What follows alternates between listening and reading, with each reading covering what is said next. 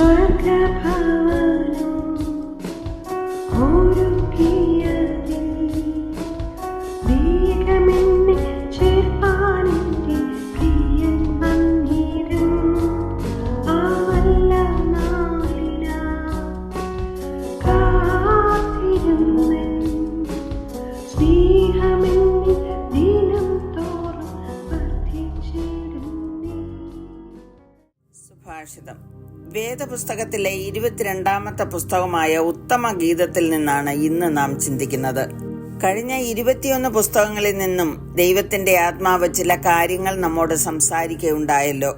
സദൃശവാക്യങ്ങൾ, സഭാപ്രസംഗി, ഉത്തമഗീതം ഇവ മൂന്നും ശലോമോന്റെ പേരിലാണ് അറിയപ്പെടുന്നത്. ശലോമോൻ 3000 സദൃശവാക്യങ്ങളും 1005 ഗീതങ്ങളും രചിച്ചതായി 1 രാജാക്കന്മാരുടെ പുസ്തകം 4:32 രേഖപ്പെടുത്തിയിരിക്കുന്നു.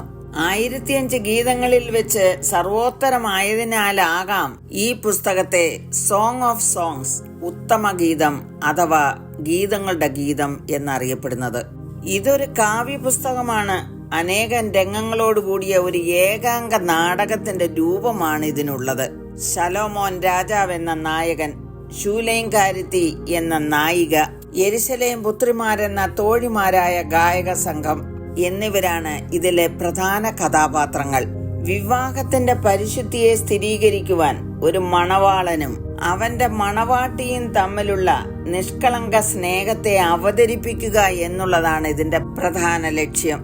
യഹോവയായ ദൈവം ഭൂമിയിലെ സകല മൃഗങ്ങളെയും ആകാശത്തിലെ എല്ലാ പറവകളെയും സകല ജീവജന്തുക്കളെയും മനുഷ്യന്റെ മുമ്പാകെ വരുത്തി. എങ്കിലും മനുഷ്യന് തക്കതായൊരു തുണ കണ്ടുകിട്ടിയില്ല എന്നെഴുതിയിരിക്കുന്നു. മനുഷ്യൻ ഏകനായിരിക്കുന്നത് നന്നല്ല എന്ന് കണ്ട ദൈവം അവന് തക്കതായ ഒരു തുണയെ ഉണ്ടാക്കിക്കൊടുത്തു എന്ന് വേദപുസ്തകം പഠിപ്പിക്കുന്നു. ഏതൊരു മനുഷ്യനും തക്കതായ ഒരു തുണ ആവശ്യമാണെന്ന് കണ്ട ദൈവം വിവാഹത്തിന്റെ മർമ്മം വെളിപ്പെടുത്തി. പരിശുദ്ധമായ കുടുംബജീവിതം നയിക്കുവാൻ മനുഷ്യന് ദൈവം അവകാശവും അധികാരവും തന്നിട്ടുണ്ട്. എങ്ങനെയാണ് അനുഗ്രഹിക്കപ്പെട്ട കുടുംബജീവിതം നയിക്കേണ്ടത് എന്നും വേദപുസ്തകം നമ്മെ നന്നായി പഠിപ്പിക്കുന്നു. പരിശുദ്ധമായ കുടുംബജീവിതത്തിലൂടെ ഭാര്യയും ഭർത്താവും അവരുടെ ജീവിതത്തിലെ എല്ലാ രഹസ്യങ്ങളും തമ്മിൽ അനുഭവിച്ചറിയുന്നു. യഹൂദൻ ഈ ഖണ്ഡഗീതത്തിലൂടെ മഹത്തായ മറ്റൊരു ചിന്ത ഉൾക്കൊള്ളുന്നു. പഴയ നിയമത്തിൽ ഇസ്രായേൽ ജനത യഹോവയുടെ കാന്തയായി പരിഗണിക്കപ്പെടുന്നു.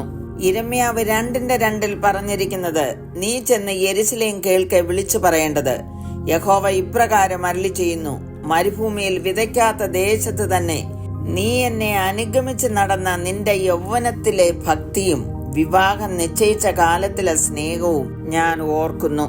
പുതിയ നിയമത്തിലാകട്ടെ ക്രിസ്തുവിനെ മണവാളനായും സഭയെ മണവാട്ടിയായും ചിത്രീകരിച്ചിരിക്കുന്നു. മത്തായി 25:1 കർത്താവ് പറഞ്ഞത്, സ്വർഗരാജ്യം മണവാളനെ എതിരേൽപ്പാൻ വിളക്കെടുത്തും കൊണ്ട് പുറപ്പെട്ട 10 കന്യകമാരോട് സദൃശം എന്നാണ്. പൗലോസ് അത് ഇങ്ങനെ പറഞ്ഞിരിക്കുന്നു, ഞാൻ നിങ്ങളെക്കുറിച്ച് ദൈവത്തിന്റെ എരിവോടെ എരിയുന്നു. ഞാൻ ക്രിസ്തു എന്ന ഏക പുരുഷന് നിങ്ങളെ നിർമ്മല കന്യകയായി ഏൽപ്പിപ്പാൻ വിവാഹ നിശ്ചയം ചെയ്തിരിക്കുന്നു. വിവാഹ നിശ്ചയം ചെയ്തിരിക്കുന്ന സഭ മണവാളനോടുള്ള സ്നേഹത്തിൽ വിശുദ്ധിയോടെ തന്നെ സൂക്ഷിക്കേണ്ടതാകുന്നു. ഉത്തമഗീതം 2:4 വായിക്കുന്നത്, അവൻ എന്നെ വീഞ്ഞു വീട്ടിലേക്ക് കൂട്ടിക്കൊണ്ടു ചെന്നു, എന്റെ മീതെ അവൻ പിടിച്ചിരുന്ന കൊടി സ്നേഹമായിരുന്നു. He brought me to the banqueting of house and his banner over me was love. ക്രിസ്തുവിന്റെ കാന്തയായ സഭയിലെ അംഗങ്ങളായ നമുക്ക് മീതെ പിടിച്ചിരിക്കുന്ന ദൈവത്തിന്റെ സ്നേഹക്കൊടിയുടെ കാര്യമാണ് ദീർഘദൃഷ്ടിയാൽ പരിശുദ്ധാത്മാവ് രേഖപ്പെടുത്തിയിരിക്കുന്നത്. പ്രിയമുള്ളവരെ, എന്നെയും നിങ്ങളെയും ദൈവം സ്നേഹിക്കുന്നു. ആ സ്നേഹക്കൊടിക്കീഴിലായിരിക്കുവാൻ നമ്മെ തന്നെ സമർപ്പിക്കാം, പ്രാർത്ഥിക്കാം. കരുണയുള്ള പിതാവേ, അങ്ങയുടെ കാന്തയായി തീരുവാൻ ആ സ്നേഹക്കൊടി ഞങ്ങളുടെ മേൽ പിടിച്ചിരിക്കുന്നതുകൊണ്ട് ഞങ്ങൾ അങ്ങയെ വാഴ്ത്തുന്നു. അങ്ങയുടെ വിരുന്ന് വീട്ടിലേക്ക് കൂട്ടിക്കൊണ്ടു പോകുമ്പോൾ അടിയങ്ങളെയും ചേർക്കണമേ എന്ന് യേശു ക്രിസ്തുവിന്റെ നാമത്തിൽ അപേക്ഷിക്കുന്നു. കേൾക്കണമേ. ആമേൻ.